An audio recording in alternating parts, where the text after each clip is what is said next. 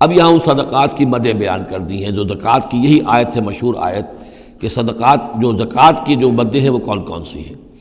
انما الصدقات، زکوٰۃ جو ہے تو سب سے پہلے للفقراء، مفلسوں کے لیے، والمساکین، محتاجوں کے لیے، والعاملین علیہا، اور جو بھی زکوٰۃ کا بندوبست کریں گے، زکوٰۃ جمع کریں گے، تحصیلدار ہوں گے، زکوٰۃ کا حساب کتاب رکھیں گے، زکوٰۃ تقسیم کریں گے، وہ اس کے عاملین علیہا ہیں، ان کی تنخواہیں اس میں سے دی جائیں گی۔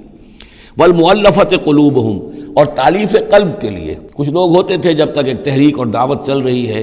بعض لوگ ہوتے ہیں معاشرے کے اندر صاحب حیثیت ہوتے ہیں، انہیں کچھ دے دلا دیا جائے تو ان کی مخالفت کم ہو جاتی ہے، ساتھی نہ بنے، کم سے کم یہ کہ ان کا مخالفت کا زور شور جو ہے کم ہو جائے، تو یہ تالیف قلب کے لیے۔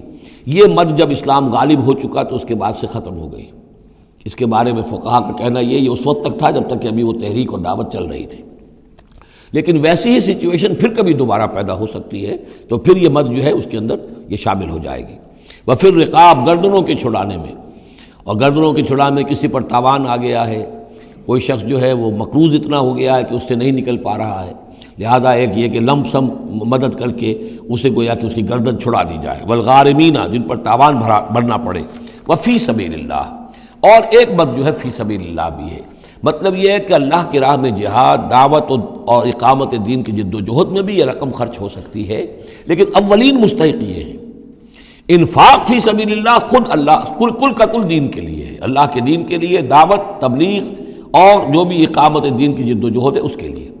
لیکن یہ جو صدقات ہیں، اور زکوٰۃ بھی صدقات ہی میں شامل ہے، ان میں اولاً جو مستحق ہیں وہ ہیں غرباء اور یتیم اور مساکین اور بیوائیں، جو بھی ہیں محتاج ہیں، یہ ان کے زیادہ پہلے حقدار ہیں۔ البتہ یہ کہ اگر کسی شخص کے پاس اس طرح کی رقم بچ جائے کہ جو اس کے قریب میں جو بھی رشتہ دار ہیں، غرباء ہیں، یتامہ ہیں، مساکین ہیں، ان کو دے چکا ہے، اور وہ باقی وہ کسی دین کے کام میں دینا چاہے تو دے سکتا ہے۔ وفی سبیل اللہ وابن السبیل، اور مسافر کے لیے۔